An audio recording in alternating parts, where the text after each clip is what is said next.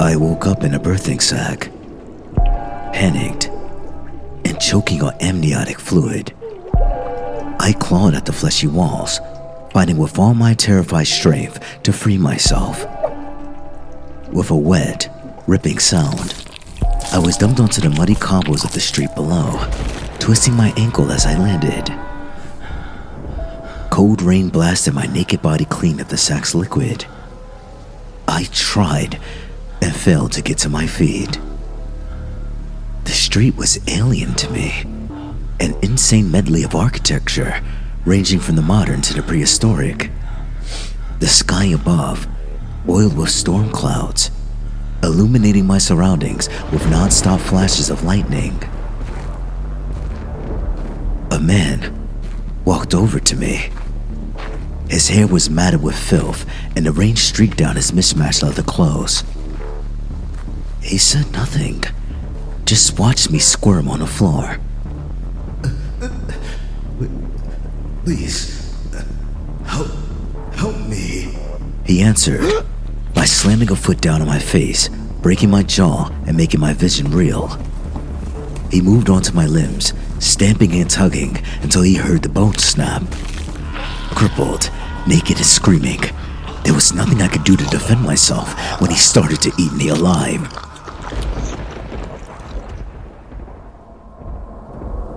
My introduction to hell wasn't unusual. Very few people survive their first hour, let alone their first night. When they die, they go through the same thing again, emerging from a new birthing sack in another part of the city. Eventually, they learn to attack the first person they see, and if they're lucky, they'll be able to kill that person. That's the one rule of hell. The strong take from the weak. Get used to the idea, and you might just make it through the afterlife. I'm going to give you a helping hand. Consider this your handbook to hell, a primer on the inferno. Make no mistake though, I'm not doing this out of the goodness of my heart. When you die, you'll owe me one. Don't worry about trying to find me. I guarantee we'll run into each other eventually. Eternity is a long fucking time, so it's a matter of when rather than if. Do as I tell you, and you'll have a better chance than most of avoiding my own nasty introduction to the pit. Welcome to hell. Some people swear they saw a light at the end of the tunnel when they died. To my mind, those people either hallucinated or they're lying. Most of us just wake up in a birthing sack a few minutes after death. The buildings of hell are covered in things, horrible, yellow-brown pimples growing out of brick. I've already mentioned that the first thing you need to do is claw your way out and get ready to fight. This is where the real bitch of a situation comes into play, since not everybody has the strength to break through their sack's flesh. You get the body you had just before you died, see? So, let's say you were born a cripple, or maybe you died too young or too old. Tough shit. You're going to have a rough eternity drowning in birthing fluid over and over. If you manage to break free of your sack, don't waste time moping around, wondering what the fuck happened. Get on your feet and get ready to defend yourself. Chances are good that the first person who sees you will be hungry. There are no plants or animals in hell, so cannibalism is your only option if you don't fancy starving to death and having to start over. Aim to kill the first person you see. It might take a few tries. Most of hell's residents have been fighting for survival a lot longer than you. They might have armor made from tanned skin, scavenged metal and bone. They'll almost certainly have a shiv, club, or axe. All of that will be useful to you if you can take it from them. The next thing to do is find shelter. It never stops raining in hell, and pneumonia is a shitty way to die. Luckily, you'll have a selection of buildings to choose from. Ever wanted to live in a rundown Victorian manor with half a roof and no furniture? How about an ancient Egyptian mud brick hovel? If people have built it, you can find a crumbling version of it in hell. Pick a building, kill any squatters you find, and move in. The best houses are the ones that come with a supply of scrap metal and timber. Not only are these good for making weapons with, they're also vital for getting drinkable water. I learned the hard way that Hell's Rain is teeming with disease. It has to be boiled before it's safe, so getting a fire going and something to make a bowl with is a necessity. So, we've killed our first person and found a home. Things are going well. Get that far, and you're going to want to hang on to what you have forever. You won't. Something will kill you eventually, and you'll have to start over. My record is a year. If you want to be that, you'll need to understand Hell and its denizens. The damned. The people of Hell can be grouped into two categories. The first, the fresh meat, are those who just climbed out of their birthing sacks. It's kill or be killed when it comes to fresh meat, always has been. The newly birthed want clothing and tools and will kill to get a hold of them. The second category, the residents, view fresh meat as a quick and easy supply of food, leather, and bone.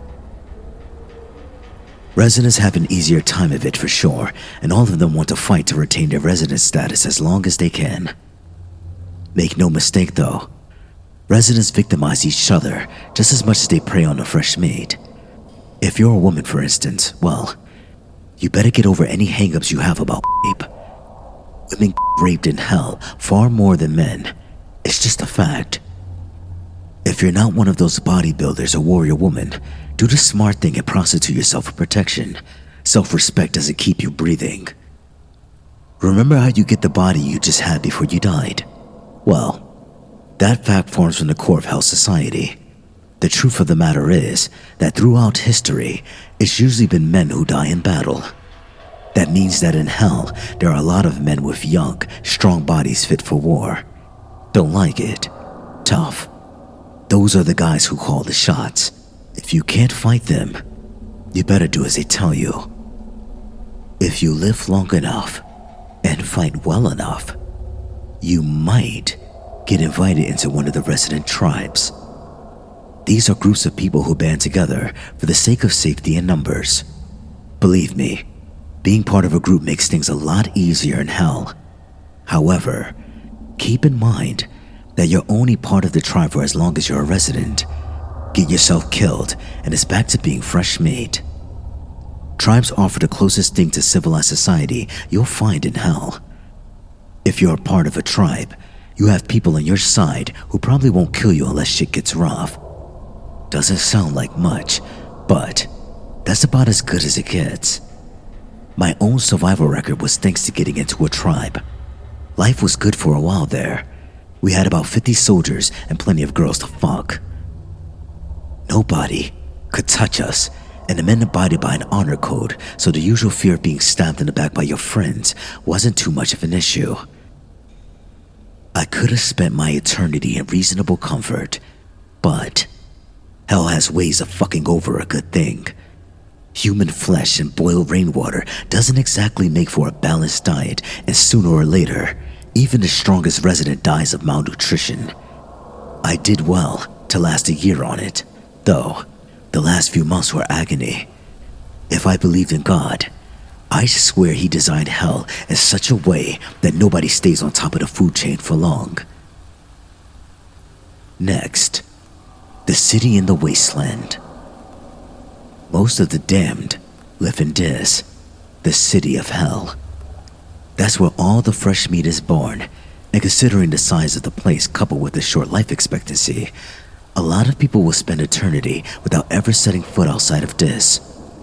Take my advice. Do not leave the city. Things are rough on the streets, that's true, but trust me when I say, it gets a whole lot worse if you try to leave. Dis is surrounded by a wasteland called Gehenna. At first glance, it doesn't look like much, just an empty expanse of gray stretching out into infinity. Sometimes, the damned lose that fire in the belly, will to survive, and set off wandering into Gehenna. Most of them never come back, I made the walk once myself, a long time ago. I don't care how hard you think you are. Spend enough time in hell, and it starts to break you down. I'm not going to sit here and tell you that I'm a good person who never deserved this. Nobody can say that and not be a liar. I'm not evil, though. Or rather, I wasn't. Not until I got to hell. You murder, rape, and torture because you know they do the same to you. You're murdered, raped, and tortured because they know you'll do the same to them. Give it long enough, and you just don't want to face it anymore. That's when you take the walk into Gehenna. The first couple of miles I walked were nothing special. The rain stopped after a while, the sludge beneath my feet giving way to gray ash, and I caught my first glimpse of hell's sky beyond the clouds. It was a flat gray with a white sun, completely devoid of beauty or warmth. I trudged on. While walking through Gehenna, I lost any urge to eat, drink, or sleep. My body started to waste away, but I didn't even care. Even when my skin started to peel away and my bones were exposed, I didn't care. The further I walked, the hollower I became in mind, body, and soul. I don't know what would have happened if I kept going. Frankly, I don't want to know. Some part of me still wanted to live, so I turned back. I'd walk for days, maybe weeks, yet when I turned around, this was only a few steps away. I stepped back into the city, and my body finally fell apart. When I emerged from my birthing sack, I swore never to step foot into Gehenna again. Last, escaping from hell. There are ways to leave hell. That should be obvious. Otherwise, I wouldn't be talking to you, would I? Sometimes, the living get it into their heads that they want to talk with the dead. They get their crystals, incense, and spirit boards in the hopes of reaching their loved ones. Most do nothing more than trick themselves into thinking they've made contact. They smile and cry, convinced their beloved granny is playing the harp on a cloud somewhere, before getting on with their lives.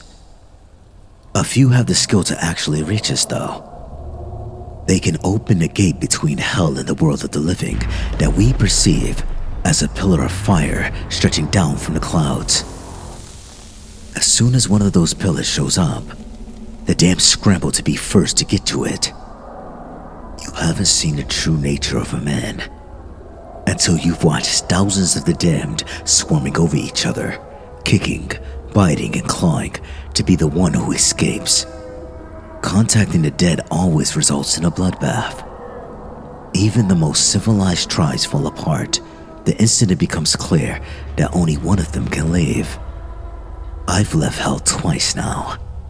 Left my body behind and ridden that pillar of fire up into the clouds. Some people believe that you can be possessed by demons. Let me tell you something. Demons aren't real. What the living see as demonic possession is just one of the damned testing out their new body.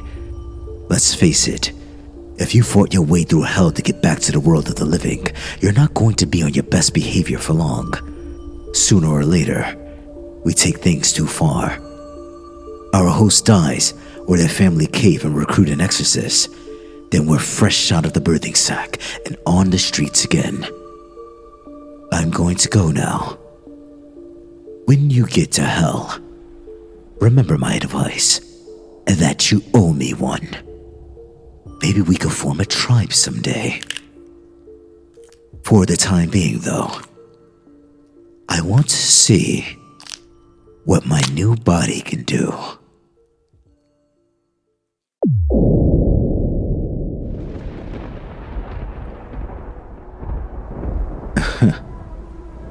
By now, you should have a good idea of what you can expect from hell. You know to kill the first person you see when you fight your way out of a birthing sack.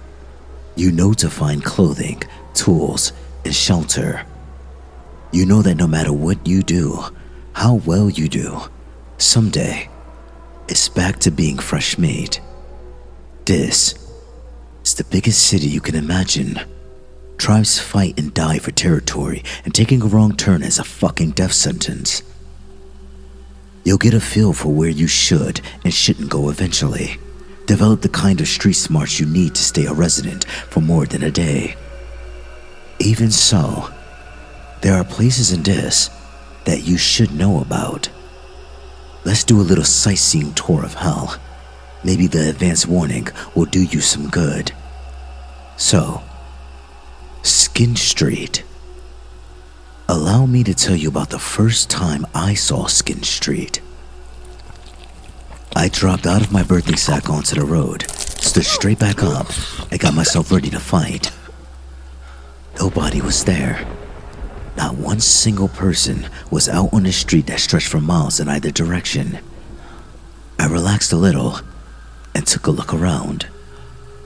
Most of the streets in this are a labyrinthian network of buildings. You spend most of your stay in hell paranoid that, just around the next corner, there's someone ready to beat you down. Skin Street isn't like that. It's a single straight line with only the rain and darkness to hamper visibility. I felt more vulnerable there than I've ever felt in any part of this. You ever walked into a wide, empty space and suddenly felt exposed? Yeah. Imagine also being naked, unarmed, and in hell. Still, I knew what I was supposed to do. The first step was to find some clothing. That's where I learned how Skin Street got its name. Every building, every busted streetlight and gas lamp was decorated with flayed skin. I've been in hell long enough by that point not to be too freaked out by that, but I'd be lying if I said it didn't affect me. In a fucked up kind of way, it reminded me of Christmas. You know, people hanging wreaths and lights from their houses, that sort of thing. I remember the time I spent with my family, with my kids on Christmas morning. Feelings like that get you killed. I pushed them back down and pulled some scraps from the nearest building. If somebody was going to leave clothing material lying about, I may as well take it, right? I didn't know it at the time, but every step I took on Skin Street was being watched. When the attack came, I didn't even get a glimpse of the guy. Bang! My skull fractured from an expert swing of a club.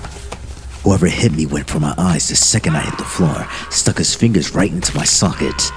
I was blind and crying like a baby when he started to peel away my skin. Here's the thing. Some people are fucked up even by hell standards. The loners, serial killers, stalkers, and psychos all make their way to Skin Street in the end. Most of the damned use the whole body of a kill, but the Skin Street people like to take trophies. They leave their ornaments out as bait for the ignorant, skulking in the shadows and waiting for the best moment to ambush. If you find yourself on Skin Street, you're going to have to think fast. Forget clothing, just grab a rock and a piece of wood or anything else you can use as a weapon. Stay out of the shadows. Keep checking behind you and get out of there as quickly as you can. Alright. Now that we got that out of the way. Perdition farms. You're going to be chased in hell. That's unavoidable. At some point, you'll stumble into somebody bigger than you or find yourself outnumbered. Forget about a fair fight. If somebody can take you down without fighting back, you bet that's what they'll do. It's easy to lose focus when you're running for your life. You can forget to pay attention to your surroundings. That, my friend, is a big mistake.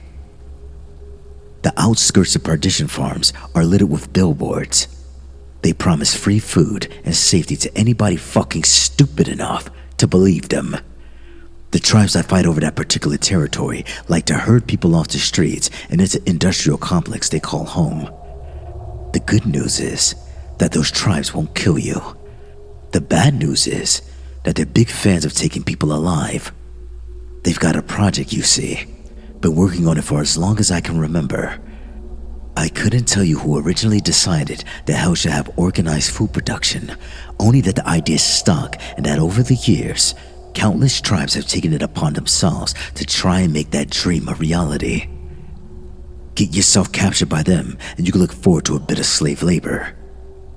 For the most part, the Perdition Farms tribes try to make use of the birthing pods as a source of food. They force their slaves to harvest them from the walls, grind them up in industrial vats, mix them with blood, body parts, rainwater, and anything else that could conceivably make a broth. The life of a slave is short, brutal, and disgusting, particularly when those slaves are then used as guinea pigs for the latest concoction. You see, the amniotic fluid can be drunk if you're desperate, though drinking too much is guaranteed to make you empty your stomach from every available orifice. The flesh of the sacks is a different matter, though. I couldn't tell you exactly what the birthing sacks are. Some people say that they're actual flesh, while others swear they're more like a fungus. What I do know is that they repair themselves over time. Eat some of their flesh, and over the next few days, they'll grow a new birthing sac inside you. It's a small mercy that you won't live long enough to see it break through your skin. You'll be dead shortly after your stomach burst. If you're lucky, your days as a slave will end when the tribe decides they want some real meat. They're not stupid enough to test their broth themselves, not when there's no shortage of slaves in hell. Look, I can't force you to stay out of Perdition Farms. I can only offer advice.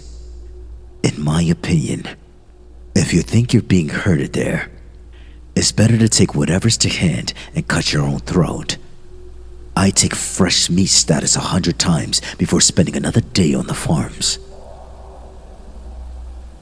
Next, the boneyard. So, maybe you're thinking to yourself, hey, I'm the kind of nutjob who joined a cult. Is there anything like that in hell for me? If that sounds like you, the boneyard has you covered. You see, there's a certain kind of religious fanatic who really does belong in hell. I'm not talking about the old dears who bake cakes to raise money for the new church roof here.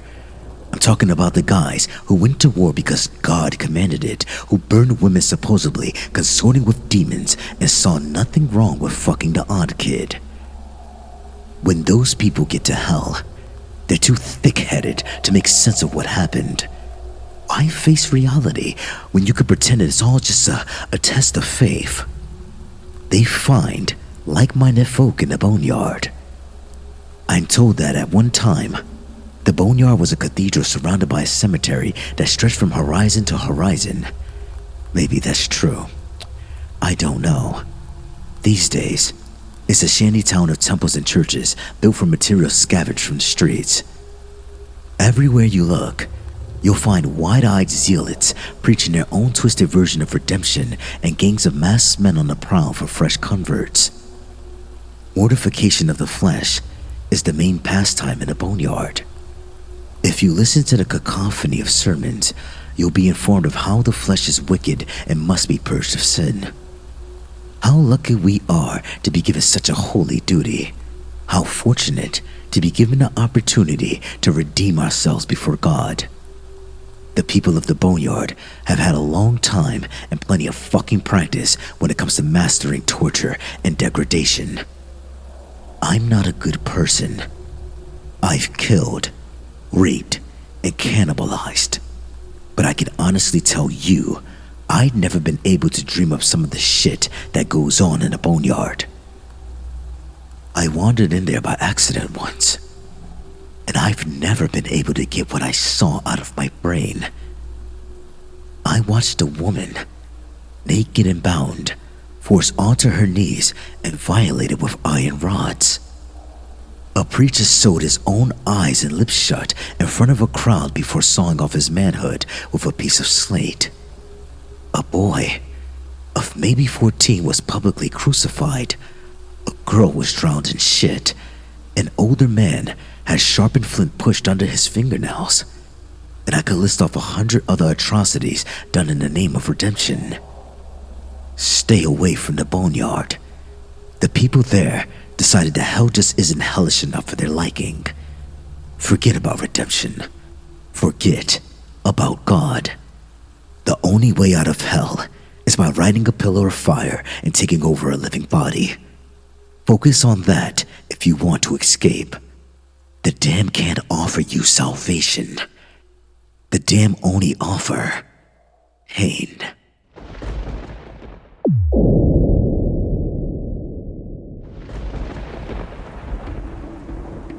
I have to leave you soon.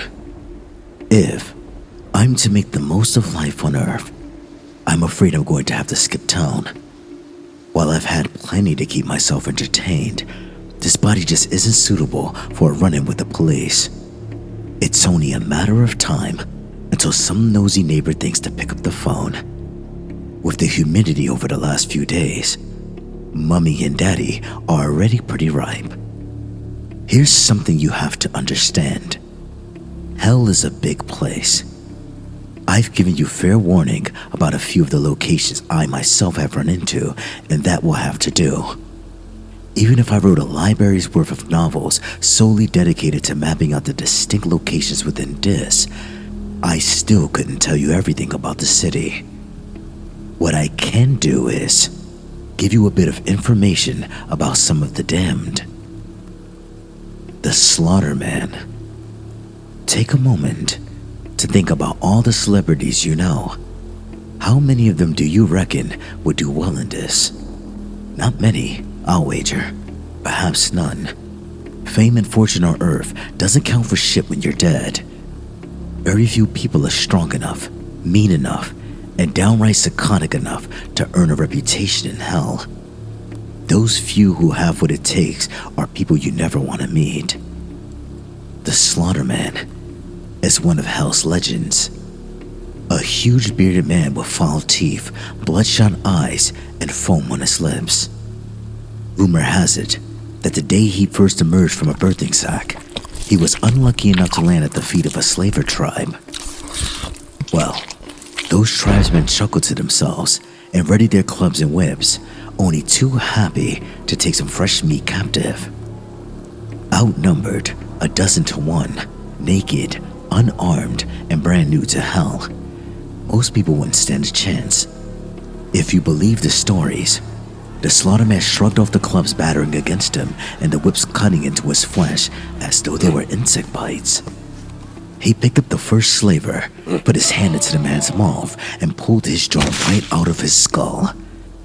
He moved on to another, then another, tearing them apart with his bare hands until the survivors turned and fled. Nobody knows for sure who he was in life. I've heard theories though. The most popular one being that he was the berserker of Stamford Bridge. Supposedly, a single Viking held up the English army single-handedly. It didn't matter that he could never win, that he was outnumbered, that his enemies had better weapons and armor. He stood on that bridge and he fought. By the time he was brought down, he killed no less than 40 men. I don't know how true any of this is. I've never seen the Slaughterman for myself, and I don't fucking want to. What I can tell you for sure is that people don't become legendary in hell without good reason. I'd guess that the only one who knows the truth is the Slaughterman himself, and he isn't saying anything. Since the day he arrived in hell, he's only spoken once. The fleeing slavers heard it as the Slaughterman tore their tribe apart. Naked, bloody, surrounded by corpses, the Slaughterman looked up to the storm-racked sky and bellowed a single word.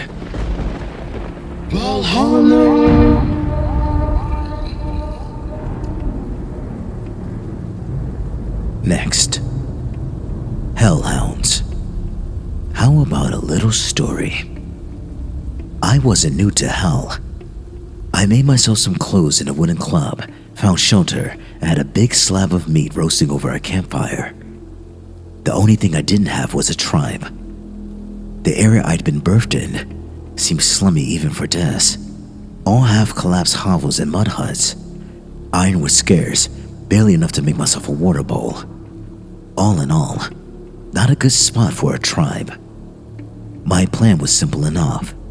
I'd have a decent meal, carve myself a shiv or two in case I lost my club, then find somewhere more or less dry to sleep.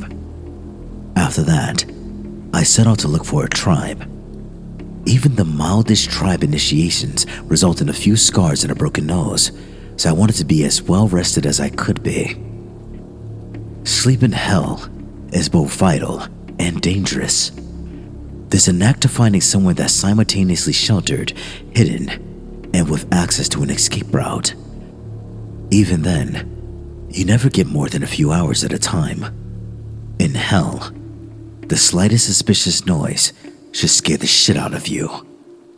A low, throaty growl definitely counts as a suspicious noise. I leapt out of my impromptu nest of skins and wood, raised my club, and returned to growl with one of my own. A woman had crept into my building and was staring at me with dilated pupils. She looked at me in a bad way, skinny, naked, and covered in weeping sores. Her lips peeled back to reveal broken and jagged teeth. It took me all of a second to size her up. She'd been living rough for days or weeks. Judging from her protruding ribs and bloated stomach, she was well on her way to dying of starvation. So, she was weak, hungry, and didn't have a weapon. "I've already eaten," I said, relaxing a little and giving my club a few practice swings. "No sense in letting you go to waste, though." I took a step towards her and she bolted. Just turned right around and scampered away in a strange, animal gait. I took off after her, certain that I could outpace her. Even if there wasn't much meat on her, bones could still be useful. I chased her through a few streets, struggling to keep my footing on the muddy ground. When I finally got close enough to swing my club, she stopped dead. The suddenness of it caught me off guard, and I tripped over her, losing my club as I fell. She howled in triumph, a sound that was echoed by a dozen other throats. That day, I learned two things about the hellhounds. The people who lose their minds and become little more than beasts after enduring centuries in hell. Firstly, they have the necessary animal cunning to hunt as a pack. Secondly, human teeth and fingernails are perfectly capable of ripping flesh from the bone. The surgeons. Modern doctors really thrive in hell. Academia and reliance on technology doesn't leave you in the best state to endure the endless violence and brutality. There are exceptions, though. The people who learn to sew their friends back together amid the machine gun fire of the Somme. Shamans, witch doctors, and holy men who endured famine and warfare.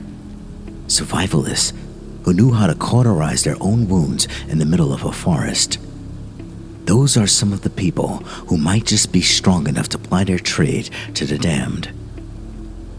After all, working knowledge of basic medicine is just one of those things that's beyond a lot of the meatheads roaming this. Most of hell's surgeons find a tribe as soon as they're able. Their tools might be crude, but they soon learn to make do. Flint, slate, and shards of glass serve as their scalpels. They make thread from human hair and needles from slivers of iron. Whenever a member of the tribe has an infected sore, a surgeon will be the one to drain the pus.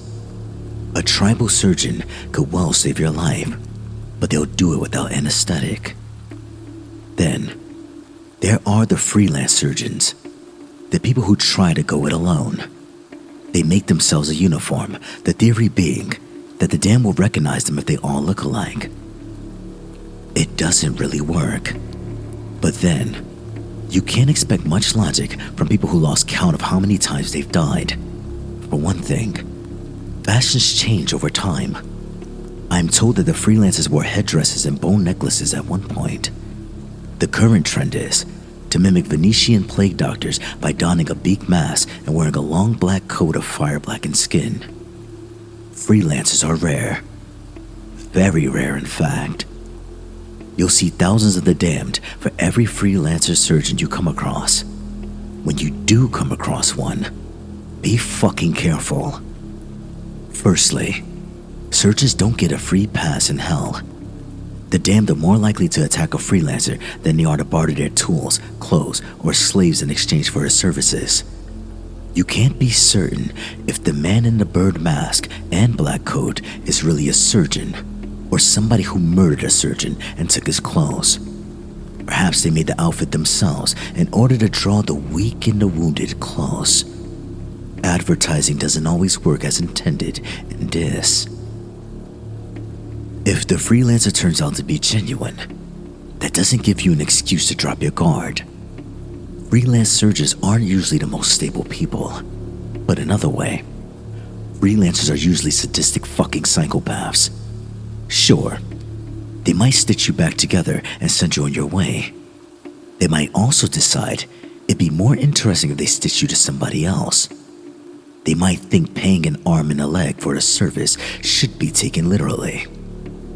They might turn out to be some wannabe serial killer who's yet to find their way to Skin Street.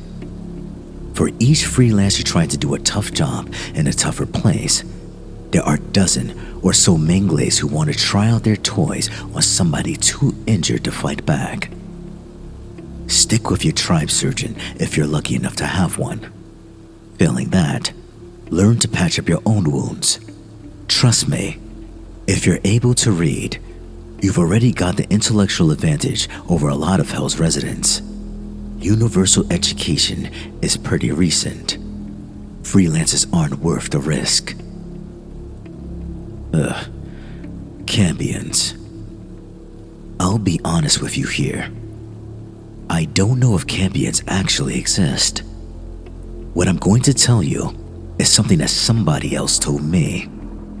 It's up to you to decide if it's true or not.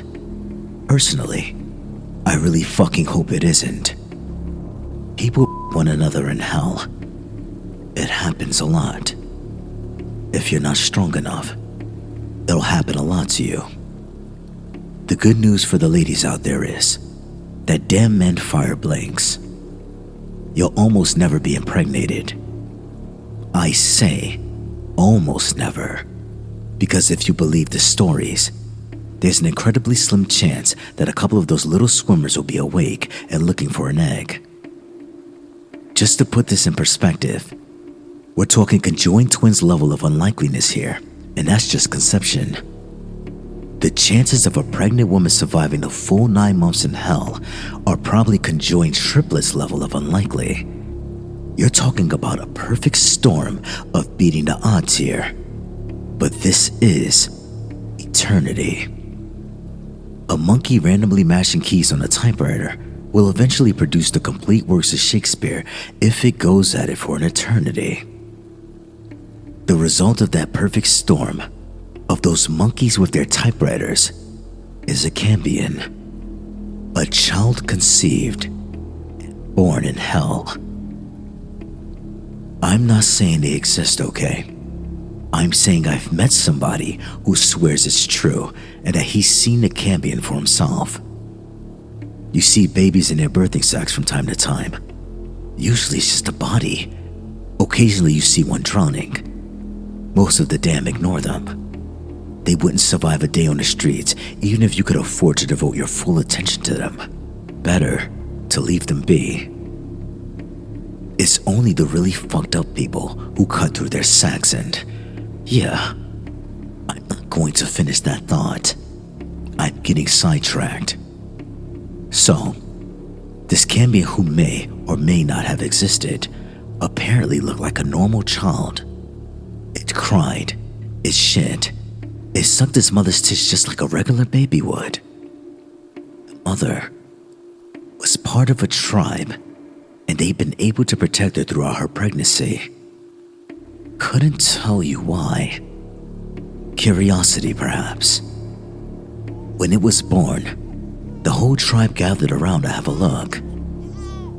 Among them was the man who told me this story.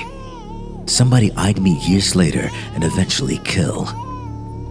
This man cut the baby's cord and lifted it up to his face. Every man in the tribe had the mother at one point or another. He wanted to see if the child looked anything like him.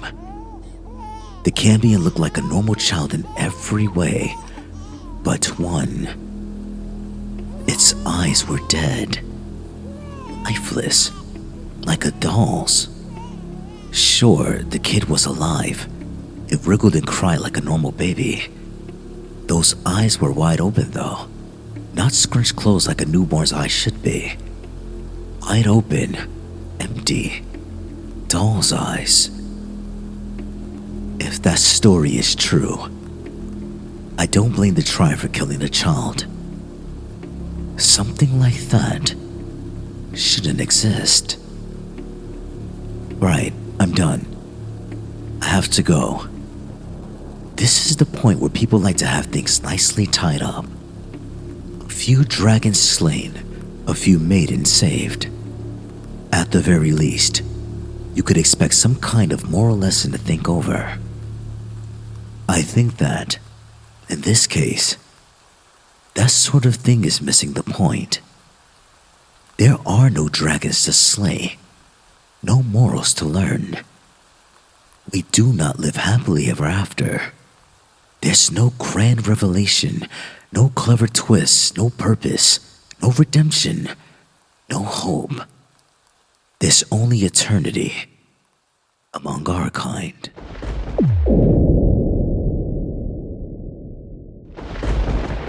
Hello. It's been a long time. The last body I had in the living world didn't cope too well with my mind driving it. It's sometimes hard to remember that the lessons you learn in hell aren't a good fit for the civilized world. When murder is just a normal part of existence, you tend to keep doing it out of habit. The inevitable result is either death or exorcism and a trip back to the city of Dis. Safe to say, I got a bit carried away the last time I was here. After my last taste of freedom, I knew I had to get back out of Dis. My existence ever since I squandered my last host has been utterly dedicated to fighting my way back into a pillar of fire. I had to escape Dis. After what I've seen, I had to escape. This new body seems a little more durable than the last one. Now that I'm back, shall we take another trip into hell? The Fletchathon Swamp. It rains in hell. It rains all the fucking time, and that water has to go somewhere.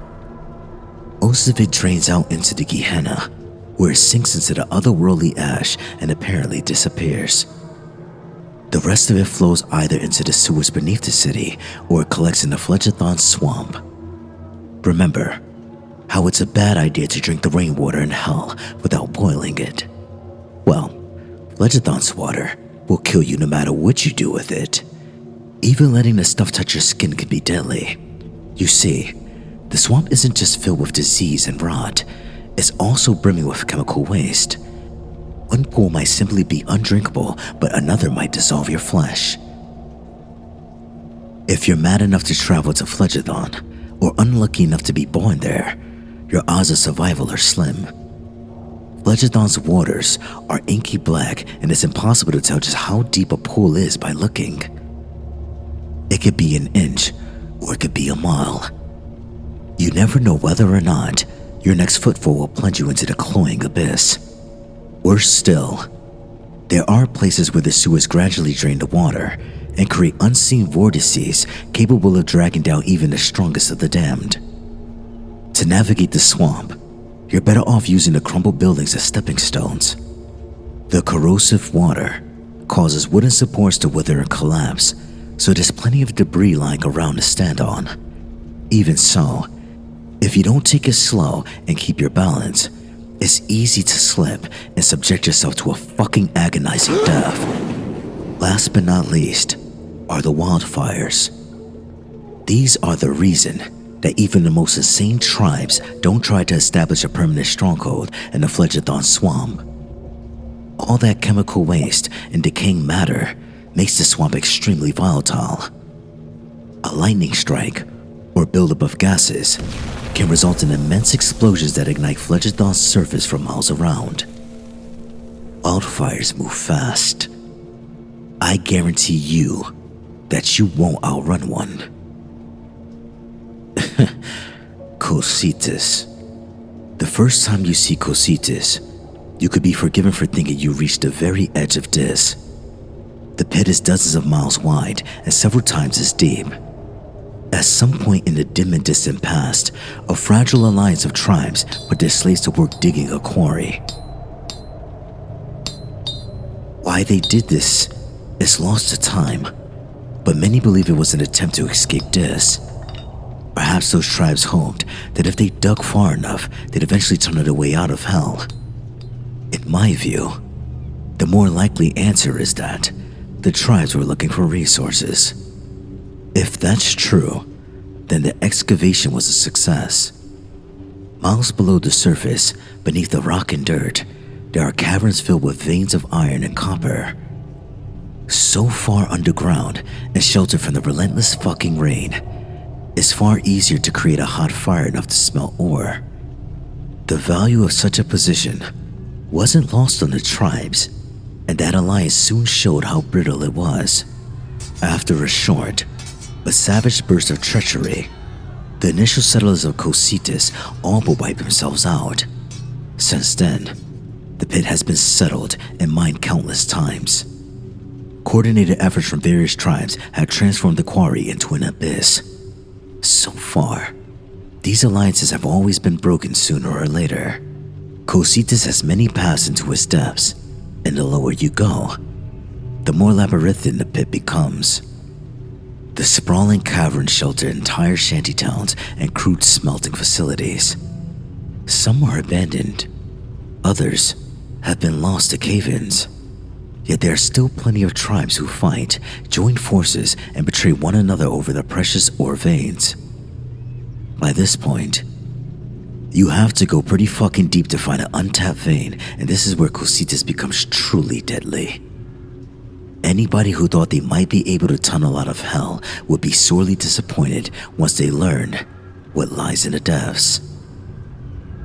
In all these years, after digging for so many miles, that one person has run into some magical portal leading out of this. They also haven't run into magma for that matter. Instead, the deeper you go, the colder Cositas becomes. I've never been to the very bottom myself. I'm told that down there, the air is cold enough to freeze your blood and shatter your skin. Maybe that's true. I could certainly believe it. On the rare occasions I've been to Cositas, I've always had to turn back once the walls become more ice than rock and the narrow walkways become a death trap. If you have the numbers to do it, Cositas is still a valuable place to settle. Just remember that when hunger, cold, and greed are your constant companions, none of the damned can be trusted. The Pale Witch. I've told you about the Slaughterman previously, but hell has other legendary figures, each with their own sobriquets. The Ripper, the Grim Doctor, the Tyrant, and many more. So far, I've only encountered one of these figures. During my last stay in hell, I came across the Pale Witch. As is always the case with legends, the truth about the Pale Witch tends to get lost amid the superstition. I've heard plenty of theories as to what she is. The Pale Witch is a Striga who has the power of the evil eye. The Pale Witch is a Gorgon whose gaze turns her victims to stone. The Pale Witch is a succubus who entraps the minds of those she wishes to consume. All of that is bullshit. I've seen the Pale Witch, and I know the truth about her. When I first saw her, I didn't realize who I was looking at. She was naked and locked in combat with an armed resident, so I just took her for fresh meat. Here's a tip for you. If you see a resident fighting fresh meat, kill both of them while they're distracted. I planned to do exactly that, but something about the fight seemed off. Residents usually have the upper hand in a fight against fresh meat, and this particular bout definitely seemed about as one-sided as it gets. She was naked, whereas he was clad in leather and bone. She was unarmed, whereas he had a club. She was wayfish, whereas he was huge. Despite him having the advantage, the resident was clearly terrified of her. The rules of hell dictated that he should have cracked her skull, taken her skin, and eaten her flesh. That just wasn't happening. He was uncoordinated and apparently desperate to escape. Every swing he took was clumsy, and the blows he did manage to land on her didn't seem to have any effect. I could only stare as this naked, vulnerable woman took the resident's club from his unresisting hand and swung it at his knee. I'm accustomed to the sound of bones breaking by now, but this time, the noise caught me off guard. How the fuck was this happening? She brought the club down on his other knee, then his elbows, then his ankles, then his shoulders. She left them broken and screaming on the floor. She could have finished him off with a blow to the head, stolen his clothing, and taken her rightful place as a resident. That's how hell works. Those are the rules I've learned through bloody trial and error. That isn't what happened. Rather than kill him, she sat down beside him in the mud and took his hand in hers. I actually thought she was going to console him, until she started breaking his fingers. One by one, she snapped the fingers on both his hands with a calmness that made no sense to me. Torture is common in hell, but there's always a purpose behind it. The people in Skin Street do it out of sadism, and the people in the Boneyard do it for their insane purification rituals. The woman did it without emotion and without reason. I honestly don't know if she even understood that she was hurting him. I don't think her mind works the same way as ours. Eventually, the resident lost consciousness. A man can only take so much pain before the shock gets him.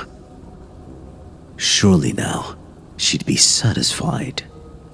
Surely, she'll take his clothes and restore hell's order. No.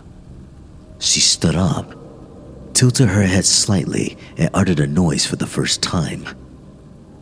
It wasn't a victory cry, nor was it even a sigh of relief. Instead, the sound she made was nothing more than a faintly bemused. It was as if she couldn't comprehend why her plaything had stopped moving. She stood up and stepped away from him, apparently content to leave him alive, unconscious and crippled on the ground. She kept his club, but didn't take his clothing. The cold and rain didn't seem to bother her. Then, she looked at me. In that instant, I knew I was looking at the Pale Witch. I looked into her eyes, and I couldn't fucking move. I understood what she was straight away, and the sheer terror of it froze me. The Pale Witch isn't a Striga. She isn't a Gorgon, and she isn't a succubus. The Pale Witch is a Cambion. It's hard to put into words exactly how paralyzing the sight of a Cambion is. That perfectly serene face and those dead, staring eyes just don't belong on a body that's otherwise human. It was like looking into the face of a mannequin and knowing that it's looking back at you. That noise again. That kind of detached curiosity shouldn't exist in a world of predator and prey. Might makes right. Survival of the fittest. Nobody in the city of Dis has any right to make that noise. She took an awkward step towards me, and I saw that her right leg was broken. It seemed that her fight with the resident had injured her after all. She just didn't notice it. She tried to walk normally, completely unaware that one of her legs had an extra joint. I don't care how tough you are. Nobody should be able to put their full weight onto a broken leg without even wincing. She stepped closer. Her zombie shuffle steadily closing the gap between us as I stared at her. She raised her club, and my survival instincts finally kicked into gear. Her transfixing spell broke just enough for me to stumble backwards and avoid her swing. I ran. I ran from a woman with a broken leg, and I'm not even ashamed of it. Looking back on my experience, there are some things I just can't comprehend. The Pale Witch is a Cambion. I'm certain of it. She was born in hell, and hell is all she's ever known. She also looked to be about 30 years old. It just shouldn't be possible. No baby survives long in this. Even if they had a tribe to protect them, there just isn't enough nourishment for an infant to grow into a toddler, let alone an adult. The Pale Witch is a walking impossibility. Her existence is a defiance of all reason. I would endure every torture the people of Skin Street and the Boneyard could conceive of, if it meant I would never have to look into her eyes again. This concludes our story. Thank you for listening. I hope you enjoyed the content. Please like, comment, and subscribe, and I'll see you in the next video. Bye.